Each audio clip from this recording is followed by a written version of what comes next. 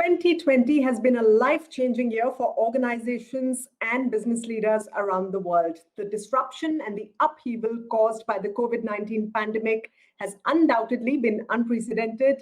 But perhaps the big silver lining here is that we've seen extreme acceleration in adoption of digital technologies and digital transformation across enterprises. In fact, technology journeys that perhaps would have taken years have actually sometimes been made in months or even days. We've also seen trends like remote working, virtual collaboration, and new uses of data coming up. Investments in technology have been on the rise, investments in cybersecurity have been on the rise. But where do we go from here? How can emerging technologies like artificial intelligence, machine learning, 5G, and the cloud really shape businesses for the future?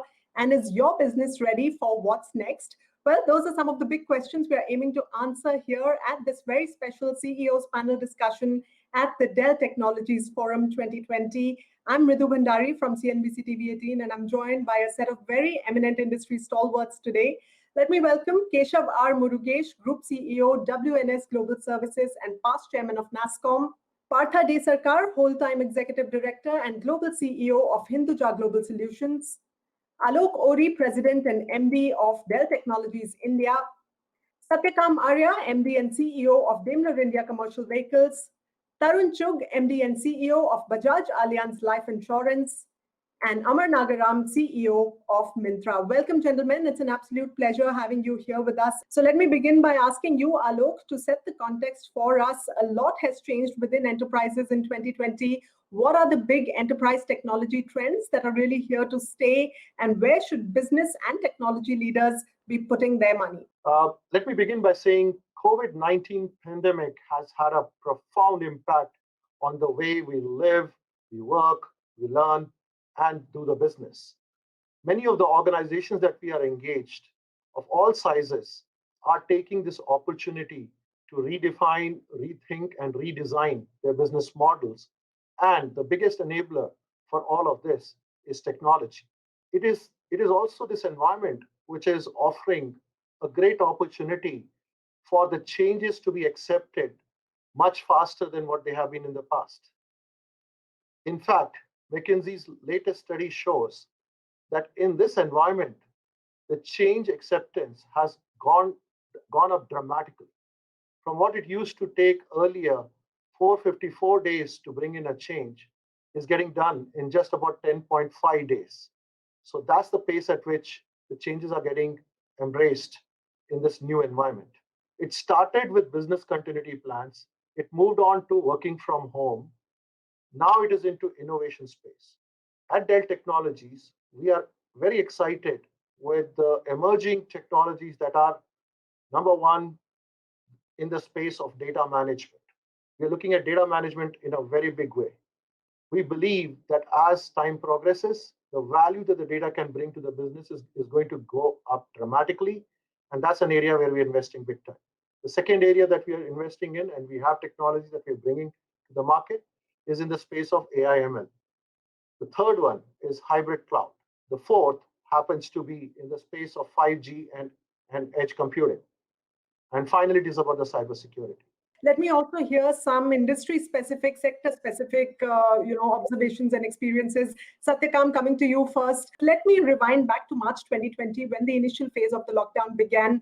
It was a time when automakers were looking to sell off their BS4 inventory. It was a time when BS6 norms were just about to be implemented. We were already in a weak sort of economy. So auto was not having a good time at all this year. So over those next couple of months, what did you really do to build your business and operational resilience?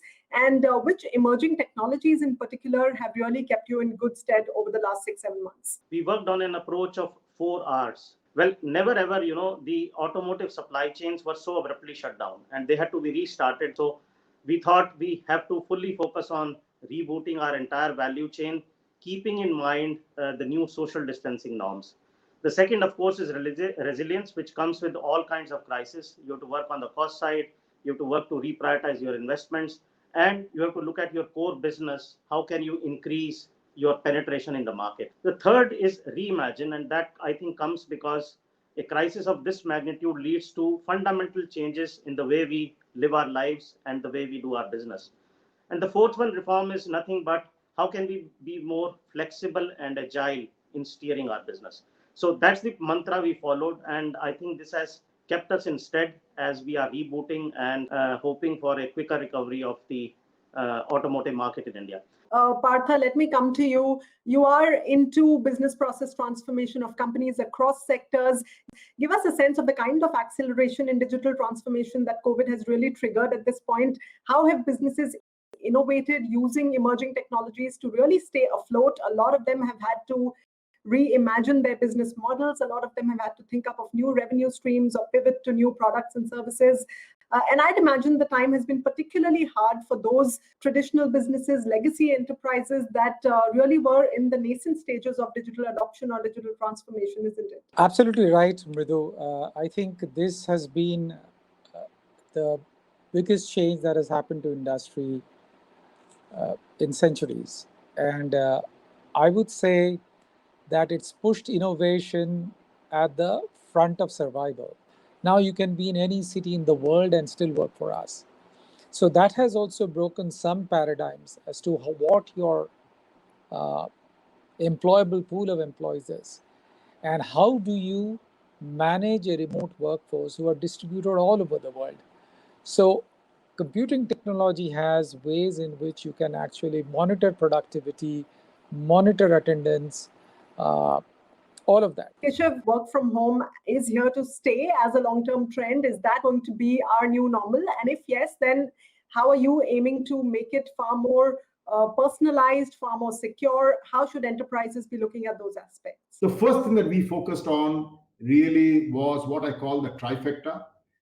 Focused on health and safety of all our employees across the world, made sure that we kept the lights on for every one of our clients. And the third thing is we focused a lot on client intimacy, reaching out to them, working and co-creating with them new solutions in areas never attempted before, such that we could start taking people as well as machines to their homes. At WNS, we moved 28,000 machines in India, 43 or 45,000 across the globe. But I was also chairman of NASSCOM at that point in time. And I can tell you, I took the responsibility along with my NASSCOM team of moving 4.5 million desktops to people's homes. A humongous exercise, if you ask me, logistical nightmare, but we did it. A week later, we were all up and running. The whole world was watching us. And while doing all of this, we also created new remote monitoring centers and very advanced cybersecurity monitoring of what was happening from people's homes. So everything has been eased now. So I actually think that this is a model that is here to stay.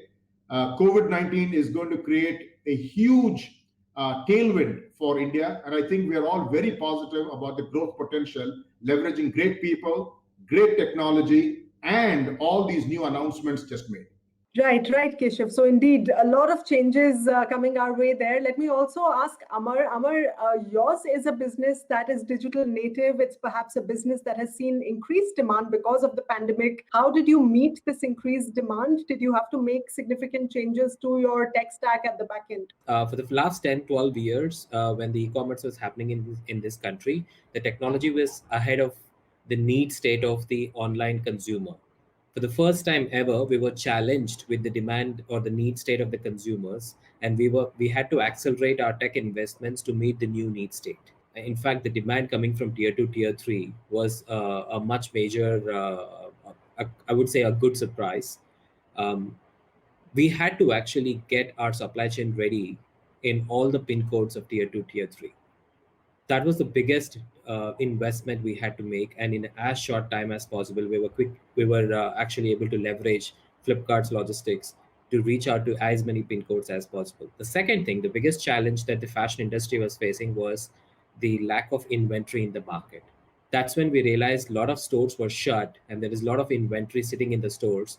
We invested into our omni-channel technology, accelerated this omni-channel expansion, and today we have 1,000 stores across 300 brands doing business on our platform. Like you rightly said, we are a digital first company. Technology was never an alien thing to us. But the way the technology also got changed in last 4-5 months, brought a lot of lessons to us, and that's what we're actually riding on, which is why the way we actually look at this post-pandemic world, it changed the perspective of how we always thought about the next 3 years of e-commerce. In fact, we are looking at a runway which is much faster, which is much shorter than we thought it would be for the e-commerce to be at a certain level in this country in next 5 years, and that's what we're preparing ourselves for.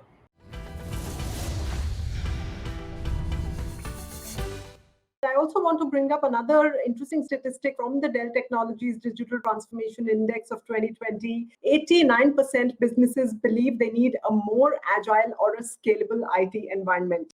And now cloud is, of course, one of those technologies that has helped businesses become more agile, become more flexible in tough times. It has been a savior for enterprises of different shapes and sizes. So Tarun, let me come to you. What is your cloud strategy as of now? How crucial has it been to business continuity in 2020? For us as a company, what really worked was the fact that we largely were already digital. We have a lot of digital assets covering the entire life cycle of customers, life cycles of employees. Now, the whole thing about how to make it virtual and how to make it not location specific, how to not make it a digital asset, which may be a physical asset specific. That is where cloud came in particularly. And we were actually able to use it quite effectively in 3 areas particularly. One was work from home. The second was security, the entire cybersecurity part. And the third was on customer access. So in work from home, we were able to create a lot of virtual desktop interfaces. We were able to get hold of hundreds of desktops which we could create. Luckily for us, we had actually been watching what was happening in Europe. And it so happened that we had tested all our cloud systems far before, about a week prior to the lockdown in India. So because we could see what happened in Spain and Italy, and we were relatively better placed because things like call centers, wherever somebody was always required to switch on something physically, was something where cloud couldn't help. So we had to work around this. And like Keshav said, lots of laptops were made available, and that's where cloud couldn't help, of course. But we then had to get physical stuff, assets moving. On security, of course, it really worked well because it was already outsourced, already on cloud. So that was something we could very, very easily move to. So because, the last thing you want is customers getting worried about interacting on cloud, on something that is not secure. And the last bit was the access part of it. So the access part of it was particularly something we had been working on digital. Basically, the entire access side was made available on cloud itself. So I think this has really helped the life sector. So whichever company was ready with its cloud infrastructure could come back quickly, could come back and be able to reach out to customers. And whichever was a little later lost a few more months. But largely, I think the transparency bit with customers became very, very useful with cloud access. Like you said, of course, cloud has really been put to test by many businesses like yours in 2020, especially as far as business continuity is concerned. Alok, give us a sense of how cloud coupled with edge computing can make enterprises really future ready. How can businesses leverage this whole multi-cloud environment that's on the rise, leverage it better and far more securely? And what are the current challenges that need addressing? Cloud is an operating model. It's the new way of consuming IT services in the most efficient way that one can think of. When you go down that path, the organizations have to keep in mind that they need to really reevaluate, reassess their application landscape. Which application will make sense to sit where is extremely important to be the first decision that needs to be taken. Obviously, you have different versions of cloud. You have a different environment when it comes to cloud. It can be on the public cloud. Your applications can be running on-prem or on the public cloud. And in that sense, it can be a hybrid environment as well. It depends on profiling of the application, understanding what the needs of the application are. And as we go forward, we will see with the deployment of 5G services, the data gravity will start playing a very big role. What do I mean by data gravity? Data gravity is nothing but data is best utilized at closest to the source where it gets created. So as 5G comes in, there are technologies and there will be demands that will come on the applications which will allow for the data to be sitting at the edge of the network. And that's where the edge computing will start playing its role. So as we go forward, when we talk about cloud, when we talk about strategies that the companies will have to adopt in deploying cloud, companies will have to think about the applications, where they are going to be running, whether they're going to be running on the edge or at the core, which is at the data center, or at the cloud, which is a public cloud or an on-prem cloud within the premises itself. So for us, the vision, the Dell vision on cloud is bringing in simplification, bringing in ease of use of the application, making the applications a lot more responsive, removing the latency in the network that otherwise would come in if you were to take an inappropriate call of putting the application in a different place than where it should be. And of course, at the end of the day, securing the environment and bringing in the efficiency that is the most important part of running any business. Keshav, I want you to weigh in on the AI bit as well. As the future of work changes and AI adoption increases, beyond these small incremental deployments, what new frontiers will artificial intelligence really conquer for businesses? And I also want to specifically ask you, we often talk about the customer, but what about the boardroom and the employees? With COVID-19, we have actually seen significant acceleration of cloud, distributed technologies, IoT. And if you just look at every one of the traditional businesses, you will see that technology is playing a much more important part at this point in time. So for example, if you look at travel, they are really distressed at this point in time, and therefore they're more than open to us using AI to come up with new revenue models for them, to actually create revenue models in areas that they had never thought of before, leveraging this technology. You look at what happened during the crisis. You actually saw that huge consumption on e-commerce models. So again, AI, I think, will play a big role in terms of driving hyper-personalization in the long term and creating even more differentiation along the way. Let me come to you, Partha. Partha, I'd like you to address actually two concerns. One, of course, is the data security concern and cost of transformation. These have been barriers for businesses to adopt digital transformation. And we're also seeing an increasing digital divide. So, at an ecosystem level, this divide seems to be increasing. How can we be far more inclusive as an ecosystem? Look, when we had brought people to offices, a big part of the office environment was the physical security that it provided for information, which is the biggest asset that every company has today.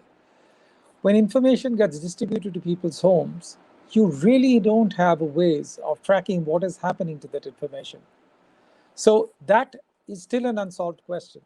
While we have scrambled to get productivity up and make people service our clients, I still strongly believe that the gap in providing information security is something that all business leaders are asked still have sleepless nights on. There are pilot technologies that we are trying out which can monitor the desktop.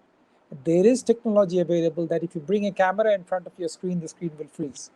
There is face recognition technology that is available. So today it's not Partha, it is somebody else who's coming in front of the camera, the screen will freeze. If you try to bring a pen in and try to write down information, it can identify that there is a pen out there and freeze the screen. So these are new technologies that are coming in. I think we are still far away from having a completely secure solution for information security. That's the state that I see today. And therefore, this is the biggest need for this industry. So let me come back to Alok for the macro picture. What sort of technology inflection points are most likely to shape the future of enterprises? Alok, what areas should businesses today really focus on to get ready for what's next? And how is Dell Technologies really poised to help businesses? Digital future requires agile IT. And enough and more has been talked about how the entire environment has changed. It's a digital workplace. It is a digital workforce. Everything is data driven, so on and so forth. So it's very important for all of us to keep in mind that there are 5 areas where massive amount of investments are going in for future technologies and products. And those are the areas where each of the organizations have to do their own due diligence and figure out how some of them, if adopted, can help them. Which are those? Number one, it is the data management itself. How do you manage the data, which is growing exponentially every year, every 18 months? 90% of the data gets created. So to that extent, the growth out there is exponential. How do you derive value from this data is extremely important. And there it brings us to the AI and ML technologies, the second part. The third one is adoption of cloud in a meaningful manner, in a very effective manner, ensuring that the applications are assessed from the point of view where they would make more sense to be sitting.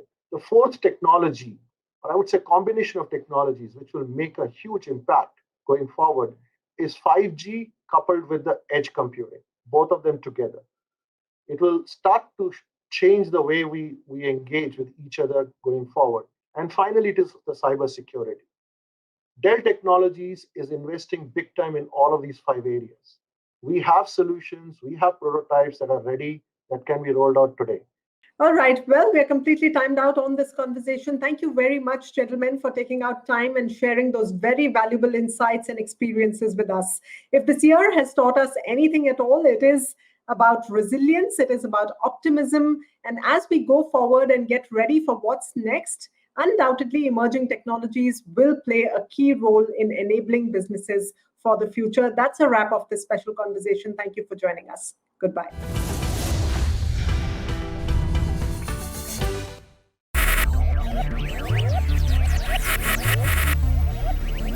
Focus, ideate, innovate, enable.